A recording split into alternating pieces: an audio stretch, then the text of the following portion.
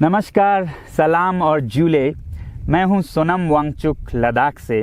आप में से कुछ लोग हमें जानते होंगे हमारे शिक्षा सुधार के कामों के बारे में, या फिर पर्यावरण के काम में आइस स्तूपा, आर्टिफिशियल ग्लेशियर जैसे कामों के लिए, या फिर आई लिव सिंपली जैसे ग्लोबल मूवमेंट्स जो कि सादा जीवन अपनाकर क्लाइमेट चेंज को रोकने के लिए लोगों को प्रेरित करती है। मगर दोस्तों, आज मैं इन चीज़ों के बारे में नहीं बल्कि आप लोगों को एक बहुत ही ज़रूरी संदेश देने के लिए आया हूं, जो कि चीन और भारत के बीच अभी जो टकराव और तनाव की स्थिति बनी है, इसके बारे में आपकी क्या जिम्मेदारी है।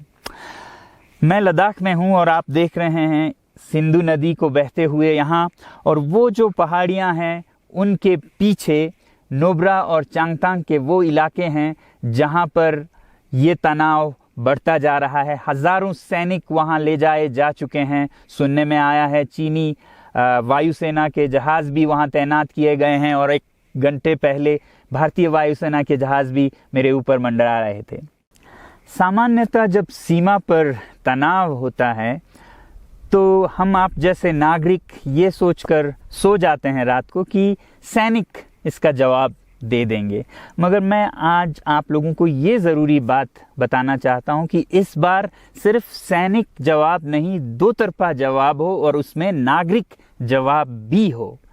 तो आप जैसे नागरिक दिल्ली, मुंबई और बेंगलोर और अनेक शहरों से क्या कर सकते हैं, इसमें ये समझने के लिए पहले हमें समझनी होगी चीन की ये हरकत और वो ऐसा क्यों कर रहा है।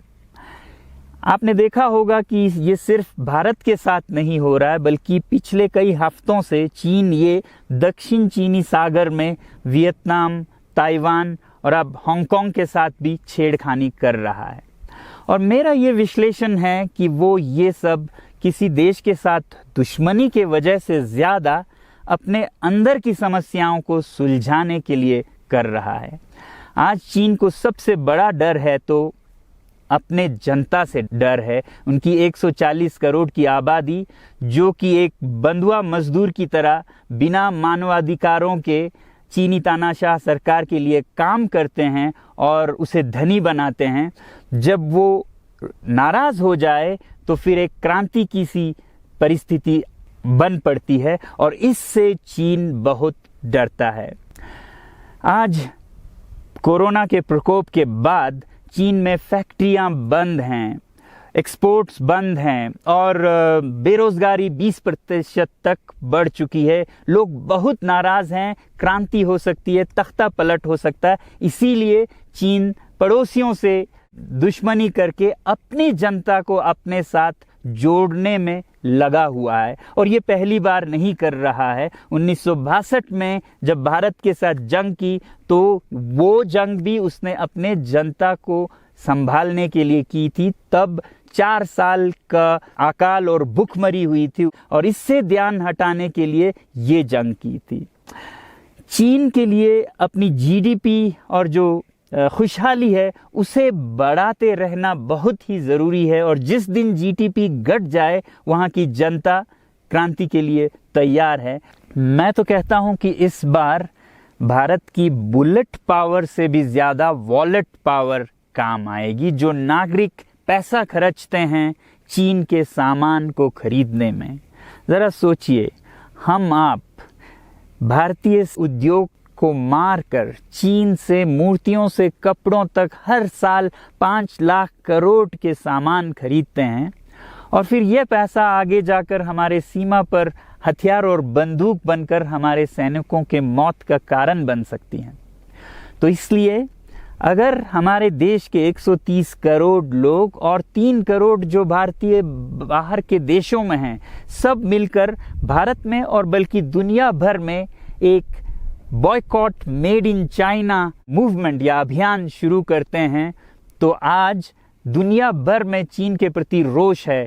हो सकता है कि सारी दुनिया साथ आए और इतने बड़े स्तर पर चीनी व्यापार का बॉयकॉट हो कि चीन को जिसका सबसे बड़ा डर था वही हो, यानी कि उसकी अर्थव्यवस्था डगमगाए और उसकी जनता रोष में आए, विरोध और तख्ता पलट। और अगर हम ऐसा नहीं करते हैं तो कितनी बदनसीबी की बात होगी भारत के लिए, ज़रा सोचिए। एक तरफ हमारे सेना सीमा पर जंग लड़ रही होगी और दूसरी तरफ हम आप चीनी सामान, मोबाइल से लेके कंप्यूटर्स, कपड़ों से लेके खिलौनों तक को खरीद कर उनकी सेना को पैसा भेज रहे होंगे, चीन की सेना को। ये तो हुई हार्डवेयर की बात।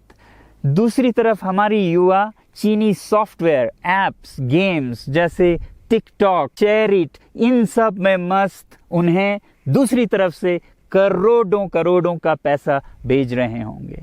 तो इसलिए बहुत ज़रूरी है कि हम एक नागरिक जवाब ज़रूर दें और इसे एक अभियान बनाएं, ग्लोबल मूवमेंट की तरह। ये बॉयकॉट मेड इन चाइना का जो अभियान है वो भारत के लिए भी एक वरदान साबित होगी। जैसा कि हमारे प्रधानमंत्री ने एक विजन हमें दिया था स्वावलंबन का, सेल्फ रिलायंस, वो तब हो सकता है जब हमारे अपने उद्योग फलें फूलें। और जब हम बॉयकॉट करते हैं इन सामान का तो अपने देश के उद्योग का, उत्पाद का हम प्रयोग करेंगे और उससे मजदूरों को रोजगारी मिलेगी और सारा देश खुशहाल होगा। बजट होगा कि हम और अच्छी तरह से टक्कर ले सकें सीमा पर भी। तो इसके लिए मैं आप लोगों से अपील करता हूं कि जहां तक ऐप्स और सॉफ्टवेयर की बात है तो हमारे युवाओं को एक हफ्ते में उन्हें अनइंस्टॉल करना चाहिए। Boycott made in China, software in a week and hardware in a year.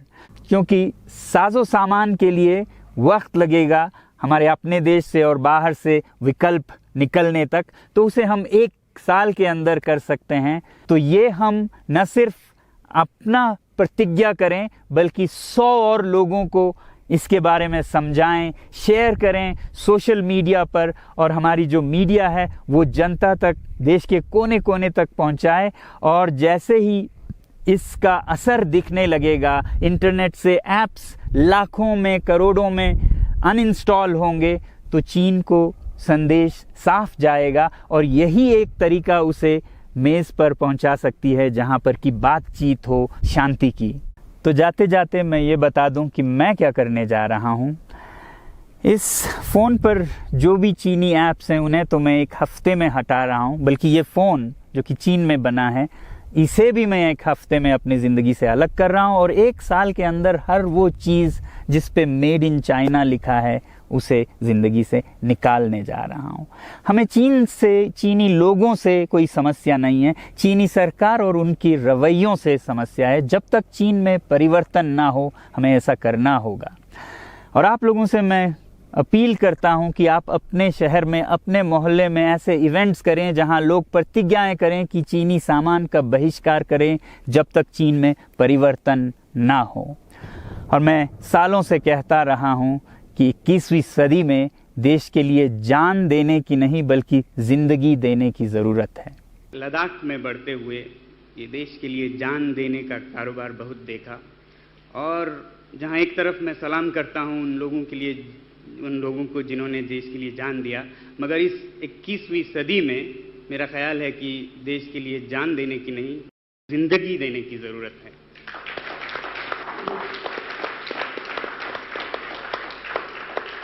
तो आप भी निभाइएगा अपना रोल। जय हिंद।